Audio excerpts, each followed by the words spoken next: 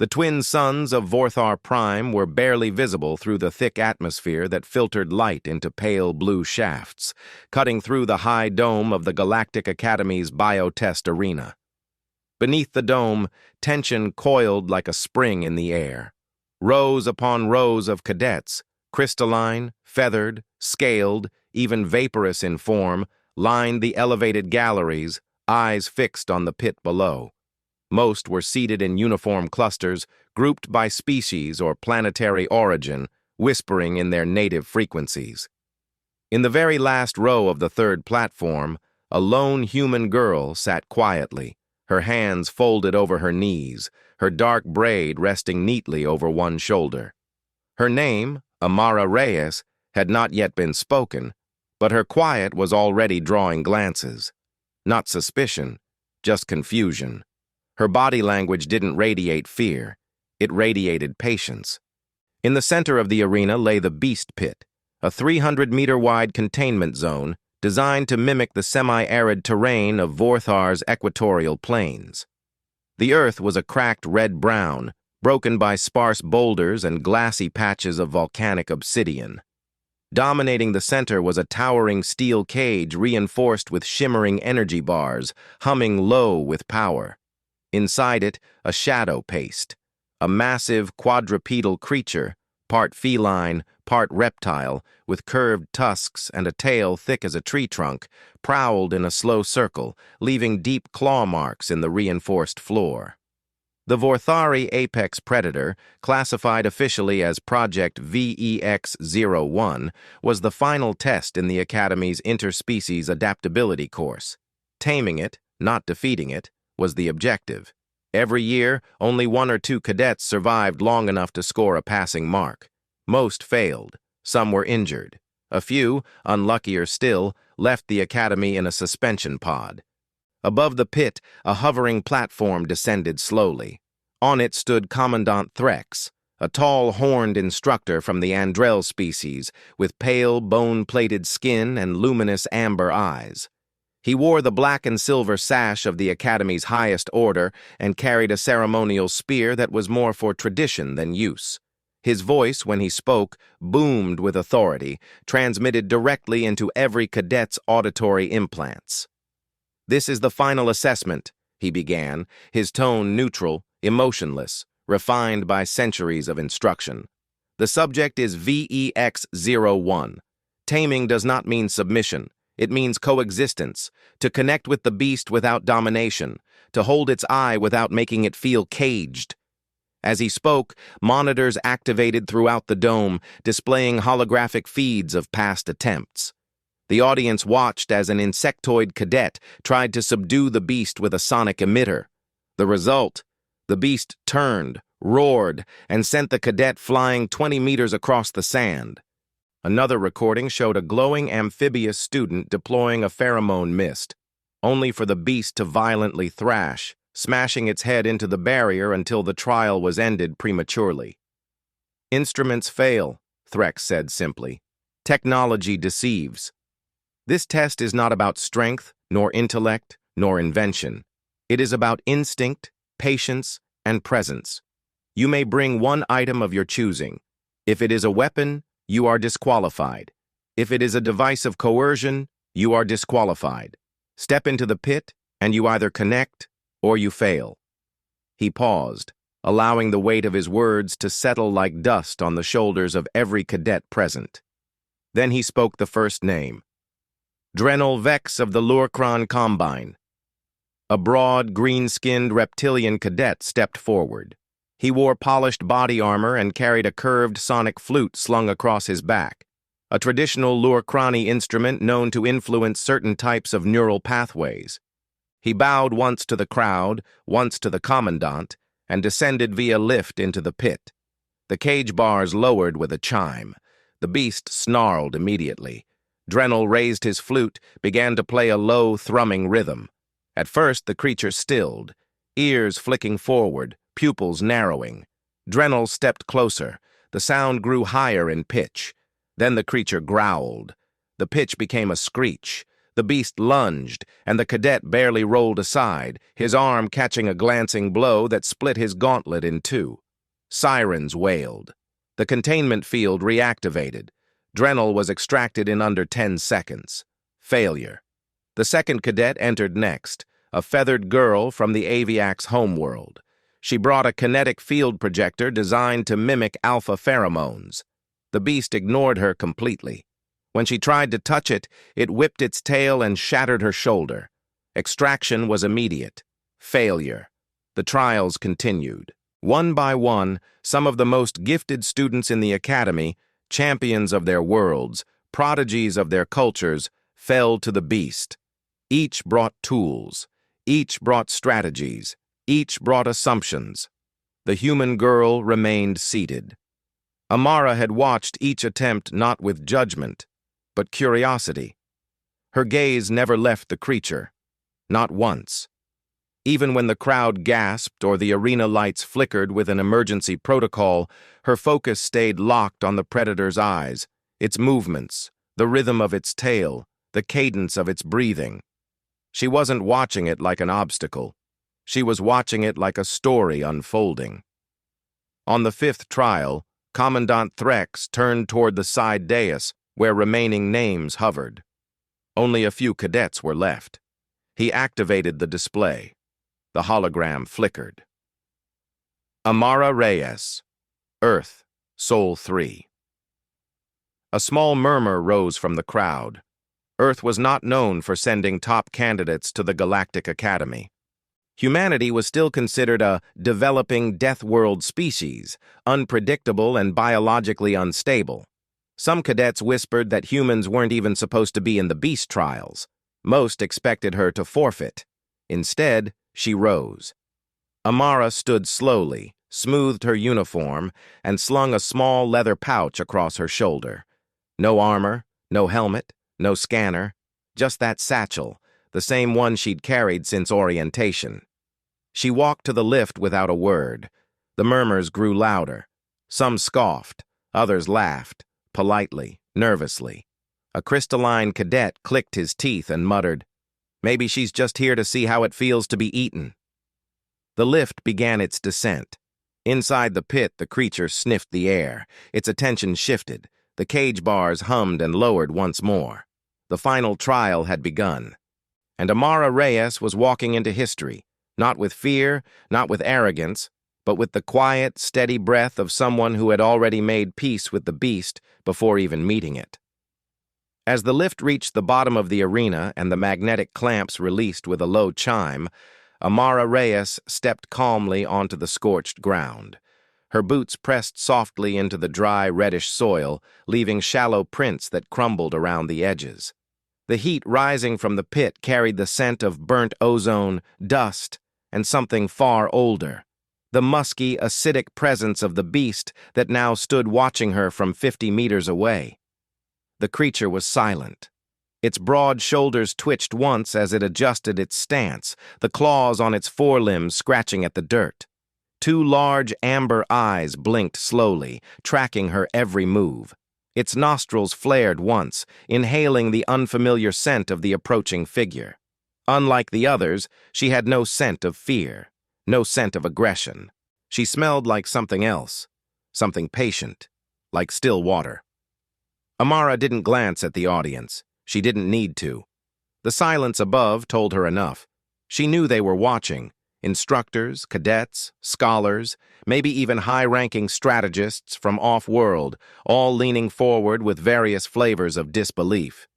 She knew some expected her to turn around, to activate the emergency beacon on her wrist, to give in before the beast made the choice for her.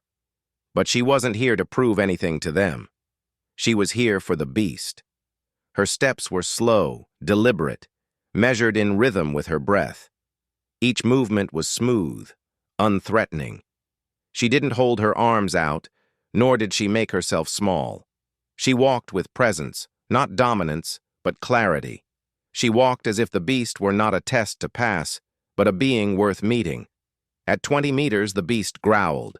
It wasn't loud, not the roar it had released in earlier trials. This was lower, rougher, more like a warning growl from a dog with one paw resting protectively over something valuable. Amara halted, not out of fear, but in acknowledgement. She lowered herself to a crouch, then sat cross-legged on the hot ground, placing her satchel on the dirt beside her. She made no sudden moves. She simply breathed. The arena's ambient noise dropped to near nothing. The anti-sound barriers meant to prevent panic during violent trials were now acting as amplifiers for the smallest sounds. Her breath, the low thrum of the beast's lungs, the dry crackle of wind rolling across the arena's artificial terrain. One of the instructors muttered into a private comm, unsure whether the human cadet had forgotten to initiate the trial or whether this was some passive strategy. But no one interrupted. The rule was clear. Until she activated the beacon or lost consciousness, no intervention was permitted. The beast sniffed again. Its ears, thin, webbed structures near the crown of its skull, twitched slightly. The massive shoulders lowered by a few centimeters. The long, segmented tail swayed behind it like a metronome, not yet lashing, not yet striking. The creature's gaze had shifted from suspicion to analysis. Amara slowly opened the flap of her satchel. Her fingers moved with care, avoiding sharp jerks. She reached inside and withdrew a narrow strip of dried meat, not processed rations, but something older, something preserved using salt and heat, made in a campfire on a remote Earth range during her last field rotation. She had prepared it herself, as much for comfort as for survival. She held the meat in her open palm and set it gently on the ground in front of her. Then she waited. Minutes passed. The beast didn't move forward, but it didn't retreat either. Its attention was fixed. It sniffed the air again, inhaling deeply. Then, with a sudden and startling grace, it began to walk. Not a charge. Not a pounce. A slow, prowling gait, shoulders rising and falling like waves, head low, eyes never leaving her. Amara didn't blink. Her pulse was steady, though her muscles were taut beneath the surface. The beast's presence was overwhelming, massive, primal, raw. Yet even at such close range, she felt no fear. What she felt was fascination. This creature wasn't just an apex predator. It was intelligent in a way the Academy hadn't accounted for. It wasn't responding to threats or lures. It was assessing her in return. When it reached within 5 meters, it stopped. Its nostrils flared once more. Its pupils narrowed. Then, in a move faster than any instructor could track, it lunged forward, not to strike, but to snap up the strip of meat in its jaws. The sound of crunching filled the air. It chewed, then paused. Its eyes met hers. She did not flinch. For a long moment, the two stared at one another in complete silence. The creature's tail no longer moved. Its breathing had deepened, become slower. The ears no longer twitched with alarm. It took one more step forward, then another, and then, shockingly, impossibly, it lowered its massive bulk to the ground. It didn't curl up. It didn't bare its teeth. It simply lay beside her, massive paws outstretched, head still upright but no longer taut with tension. It looked at her as if expecting more, not food, not commands, just more of whatever she was offering. Amara's shoulders softened slightly. She reached into the satchel and pulled out a second strip. This time she didn't set it on the ground. She held it in her palm, extending it halfway between them. The beast didn't move. Then it leaned forward, slowly, almost politely. Its jaw opened. Rows of sharp teeth gleamed under the arena lights. And yet it didn't snatch the meat. It leaned in and took it from her hand with a gentleness that defied its evolutionary purpose. The arena's observation deck was now so quiet that every cadet could hear the beast's chewing. Above the pit, one of the high-ranking instructors turned toward Commandant Threx, who had remained still through the entire sequence. "Is this compliant with the trial parameters?" the instructor asked in a low voice. Threx did not look away from the scene below. His eyes, luminous and unreadable, narrowed slightly. "She has not used force," he said. "She has not used deception." She has not used tools. Then what is she using? Threx exhaled slowly, almost reverently. Something we stopped teaching long ago. Down in the pit, Amara placed the satchel beside her and leaned back, bracing herself on both palms. The beast, now lying only a meter from her, released a soft huff from its nostrils and settled its chin on the dirt. Its eyes blinked once, slowly. It looked content. She looked up then, not at the crowd, not at the cameras, not at the commandant. She looked up at the artificial dome, painted like the Vorthari sky, and closed her eyes for a few seconds, breathing in the dry air, letting the silence stretch around her. She was not surprised. She hadn't walked into that pit expecting to dominate the creature. She had walked in hoping to be seen, and somehow the beast had understood. The trial timer continued to count down in quiet blue numerals. But no one was watching the time anymore. They were watching her. And for the first time in years, the Academy was silent for the right reason. Not from fear, but from awe. The Vorthari beast slept with one eye open. Though its massive chest rose and fell in the unmistakable rhythm of rest, the twitch of a muscle here, the flick of an ear there, suggested the awareness of a creature never truly unguarded. Its side rose like a breathing wall beside Amara, casting a long shadow that stretched nearly to the edge of the pit. She remained seated beside it, her legs tucked under her, her hands resting in her lap. The trial was still active, but for her, the task no longer felt like something to accomplish. It felt like something unfolding, a silent exchange between two beings from different stars who somehow understood one another.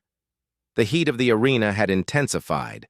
Sweat beaded at the back of her neck, dampening the edge of her braid. But she didn't shift. She didn't fan herself or brush at the dirt coating her trousers. Stillness was part of the conversation. The beast responded to silence, to calm. It mirrored what it sensed. She had noticed this pattern in the first few minutes of proximity. The subtle way its breathing matched hers. The way its ears responded to the tone of her voice, even though she hadn't spoken since entering. Now, as the second hour of the trial slipped past, she leaned forward slowly and reached into her satchel one last time. This time she didn't remove food. She withdrew a small, rough object wrapped in old, creased fabric, a stone carved with primitive markings, shaped like a flattened disc with a thin hole in its center. Her grandmother had given it to her during her last visit to Earth. It wasn't ceremonial, nor particularly rare. Just a token from the mountain region where she'd been born. She held it in her palm and rubbed a thumb across its surface, grounding herself in memory. The beast stirred. Its eyes opened fully now, both glowing amber, slitted pupils catching the light. It turned its head slowly and focused on her hands. The shift was small, but the impact was immediate. She felt its attention narrow, its curiosity ripple through the air like heat above sand. She didn't hide the object. Instead, she set it gently on the ground in front of her and nudged it forward with one finger. The beast watched. A long pause stretched between them. Then it moved, only a little, a lazy, almost casual stretch of one paw that nudged the stone back toward her. Its claws did not extend. There was no menace in the gesture. It was a reply. She smiled, the smallest movement of her lips, and leaned forward to pick up the stone again. This time she didn't set it back down. She placed it gently on the beast's front paw. It didn't pull away. The instructors had no commentary. In the observation deck, the protocol officers monitored the feed without interference. Commandant Threx hadn't moved in over 20 minutes. He watched the scene unfold with the stillness of a statue, arms folded behind his back, mouth pressed in a line that betrayed neither approval nor concern. His thoughts remained unreadable. From the cadets' gallery, the reactions had shifted from scorn to silence, then to bewilderment. Several were now standing, leaning over the edge to see better, whispering without words. Even those who had already failed the trial, some with bruised ribs, others with arms in medical slings, watched with growing unease. This was no fluke. The beast, whose every instinct should have rejected contact, was now engaging in something that looked dangerously close to play. Inside the pit, Amara reached for a small patch of soil near the edge of her sitting place. She scooped a bit of the dry red dust into her hand and let it run slowly between her fingers.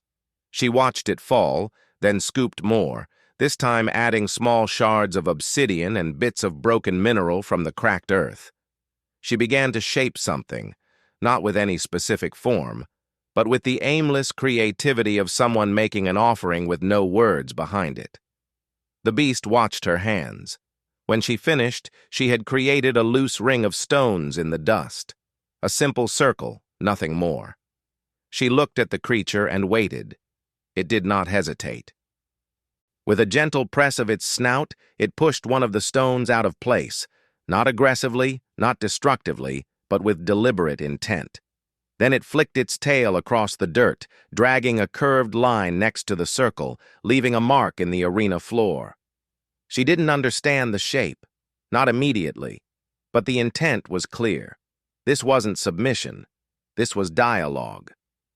Amara slowly extended her hand toward the beast's massive front paw. It was a foolish thing, maybe. No instructor would advise such an act. The creature could crush her hand without effort. It could shatter her arm with the twitch of a muscle. But she moved anyway, fingers outstretched, palm up, the universal gesture of trust. The beast looked down.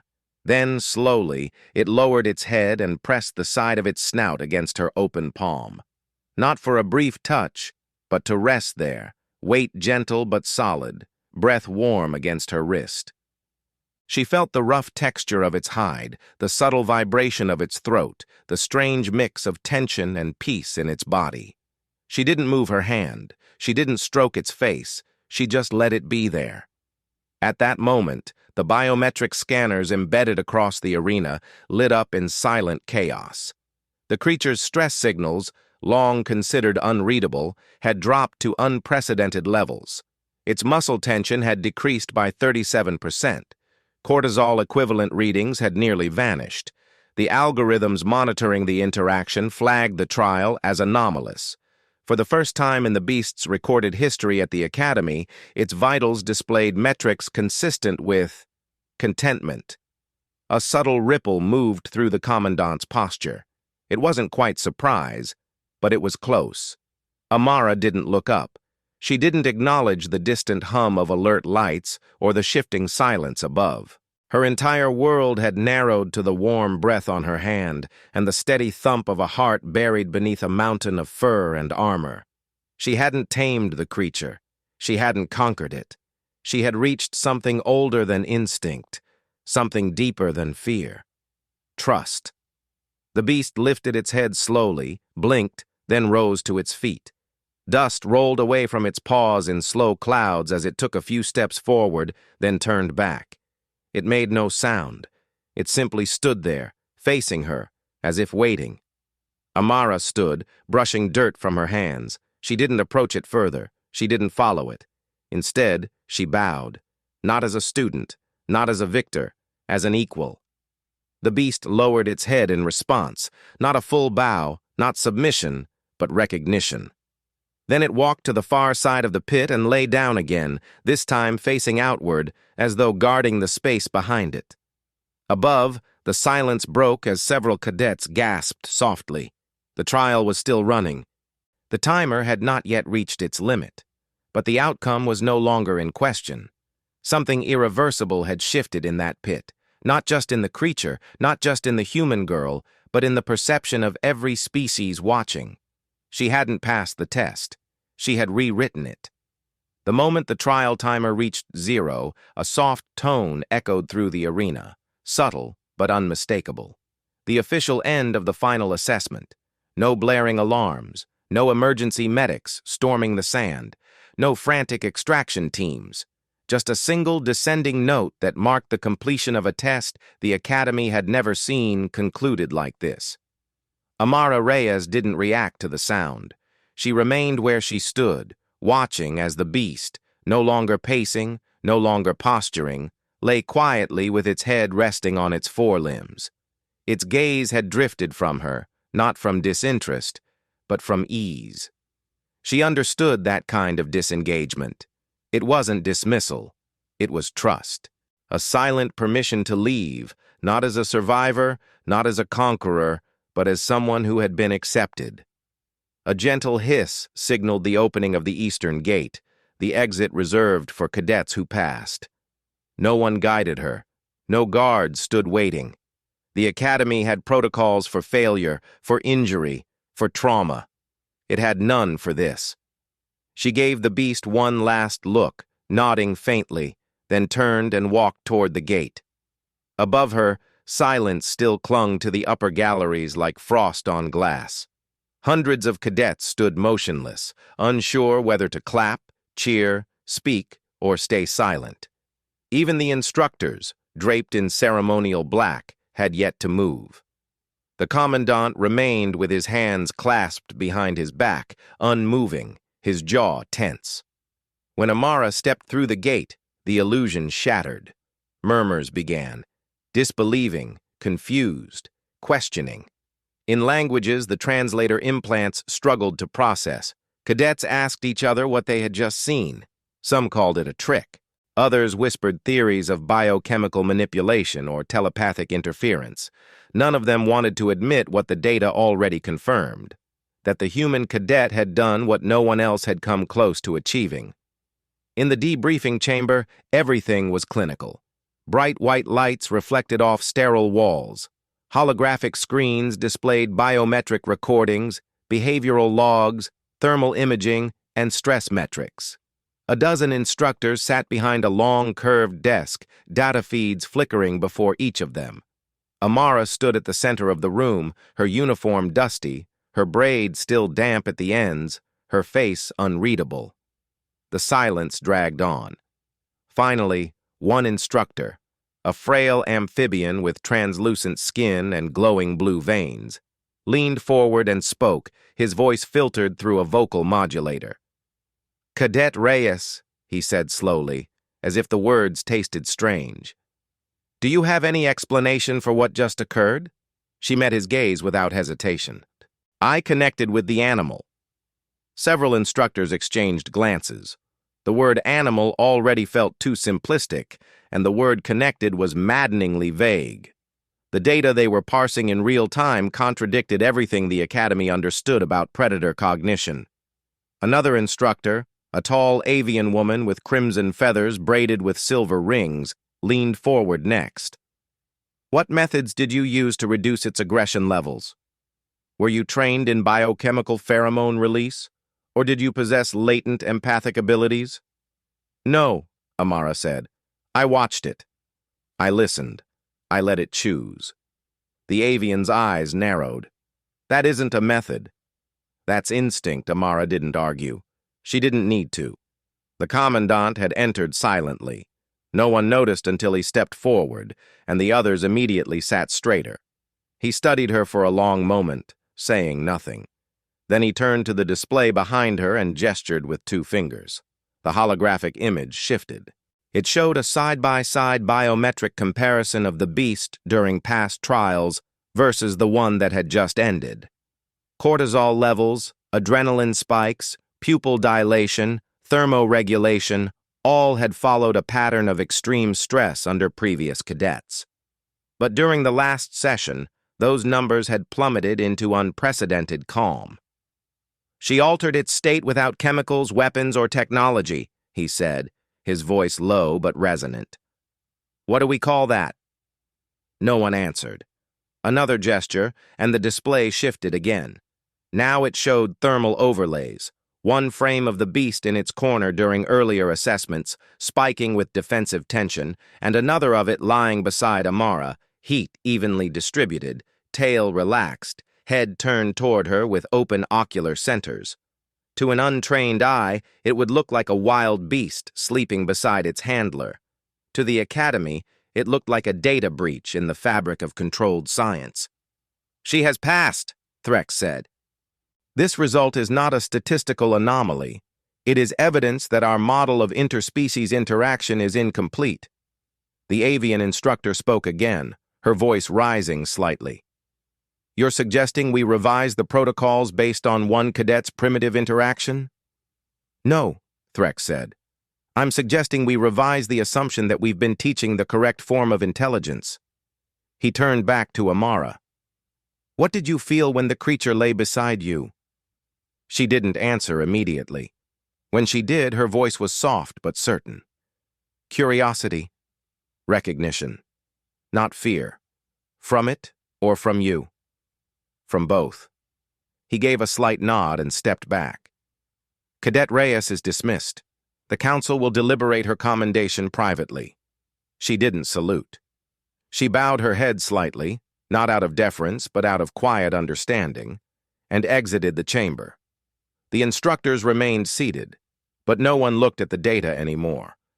What they had witnessed didn't fit into graphs. It didn't translate to code, and no amount of post-analysis would explain how an unarmored girl from a low-index death world had walked into the most dangerous biological test the Academy had and walked out with the beast's trust. Word traveled quickly. By the time Amara returned to the cadet quarters, the corridors were already alive with whispers. Some cadets stepped aside as she passed, giving her a wide berth. A few stared openly. Most didn't speak. Her door opened automatically, and she stepped inside to find her terminal flashing with dozens of unread messages. She ignored them. Instead, she sat cross-legged on the floor again, the same way she had in the pit, and pulled the carved stone from her satchel. It was warm, still carrying the residual heat from the beast's paw. She held it in her hands and looked at it for a long time. No words were necessary. The next morning, she was called into the Academy's Hall of Records. The archivist, a soft-spoken, four-armed arthropod woman, guided her to a display chamber where each cadet who passed the final trial had a tile etched with name, species, and score. The tiles glowed faintly with historical reverence, thousands of them across centuries. Most glowed blue or silver. A few, the rarest, were gold. The archivist looked at her, eyes kind but clinical. "Do you have a phrase you'd like etched beneath your name?" Amara hesitated. Then she said, "No commands. No fear. Just presence." The archivist typed something into her console, and a small light above the new tile illuminated as the engraving process began. As she turned to leave, a figure stepped out from behind one of the record columns, a fellow cadet, tall and crystalline, who had once laughed at her during the first week of training. He didn't speak. He didn't bow. He simply moved aside to let her pass. It wasn't respect. It was recognition. And from that day on, every time a new cadet entered the trial arena, the instructors would begin their speech with a new clause. Taming is not always measured by submission. Sometimes it begins in silence. The days that followed were unlike anything Amara Reyes had known at the Academy. For most cadets, the conclusion of the final trial marked relief, celebration, or shame. For her, it became the beginning of scrutiny. At first, the whispers that trailed her steps in the corridors carried skepticism. Many dismissed her success as luck, insisting that the beast had been fatigued, sedated, or malfunctioning. Some instructors supported that view, citing anomalies in the monitoring equipment. Others, however, began quietly requesting access to the raw biometric data, poring over every recorded pulse and twitch in search of patterns. The evidence silenced the skeptics. The beast had not been subdued, tricked, or chemically influenced. It had made a choice. It had chosen to trust her. Official recognition came in the form of a formal ceremony in the Hall of Triumph, a cavernous space carved into the core of Kepler Station itself. The walls were layered with holographic projections of past victories, cadets standing over defeated predators, raising banners after simulated wars, celebrating acts of ingenuity or bravery. Amara's image appeared there as well, though the archivists struggled with how to frame it. No weapon was raised, no enemy lay at her feet. The projection showed her sitting cross-legged on the dirt, calm, with the beast beside her. The sight puzzled some and unsettled others. Yet when the commandant entered to present her commendation, no one laughed. Commandant Threx spoke few words, but they carried the weight of the Academy's history. "Cadet Reyes," he declared, his voice echoing through the chamber, "has redefined what success in the trial means. In an institution where strength and dominance have long been praised as the highest virtues, she has reminded us that coexistence, trust, and recognition are also forms of power. This is not a failure of our traditions. It is an evolution." When he pinned the insignia of completion to her uniform, the gesture felt less like an award and more like acknowledgement that the Academy itself had been forced to shift. Her life changed in small ways first. The human quarters on the station, once quiet and nearly forgotten, became the subject of sudden attention. Alien cadets who had ignored her before now appeared at her door with awkward questions. Some wanted to know if she possessed secret techniques taught on Earth. Others asked about her childhood, pressing her for anecdotes of forests, mountains, and rivers. She answered as she always had, simply, without embellishment. She told them of hiking with her grandmother, of watching wild dogs move as a pack, of learning that patience often brought results faster than force. To many cadets, her answers were unsatisfying because they sounded too ordinary. Yet that ordinariness carried a weight they could not ignore. If simplicity worked where advanced tools failed, then what else had they misunderstood? The Academy soon issued revisions to its training manuals. Instructors added new exercises that required cadets to spend hours in silence with lesser creatures from controlled habitats. Some cadets complained, calling it a waste of time. Others embraced it reluctantly, finding that stillness was more difficult than combat. For the first time in generations, the Academy spoke openly about empathy as a measurable skill. The protocols listed under coercion and control were amended with a new section: connection and presence. Her name was cited in the first line. Not all welcomed the change. A group of senior cadets, particularly those from warrior species, scoffed at the notion that empathy could win wars or protect colonies. One reptilian commander in training confronted her in the mess hall, slamming his scaled fist on the table and demanding to know what victory could come from sitting still. She didn't argue. She only met his gaze with the same calm that had quieted the beast. He faltered first. He left without another word, his pride wounded in a way no blade could inflict. The greatest change came not within the Academy's walls, but beyond them. News of her trial spread through the galactic network. Reports reached colonies, councils, and research institutions. On planets where predators threatened settlements, new programs were proposed to study interaction instead of extermination. On research stations orbiting hostile worlds, scientists began testing whether patience and observation could achieve what force had not. Some dismissed it as a passing novelty, but others saw it as the beginning of a shift in galactic philosophy, one that questioned whether domination was truly the foundation of survival. Amara herself did not change outwardly. She continued her routines, studied in the library, and trained in the gym. Yet within her, something had settled. Not pride, not ambition, but a deeper certainty. She knew she had not accomplished her task by chance. She had understood the beast because she had allowed herself to be understood. She had offered presence instead of command. And in that choice lay the lesson the Academy had overlooked for centuries. Weeks later, she was summoned once more, not to the debriefing chamber or the Hall of Records, but to a secluded observation deck overlooking the Academy's star-dotted view. Commandant Threx stood waiting, hands clasped behind his back. He did not speak immediately, and she did not rush him. Finally, he turned to her with eyes that glowed faintly in the reflection of the stars.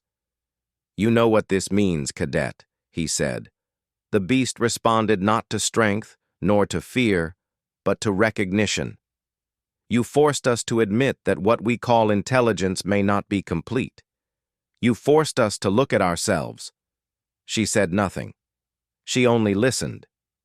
"History will remember this moment," he continued. "Perhaps not for what you did, but for what you showed us about what we are missing. You have not only passed the trial, you have set a new standard."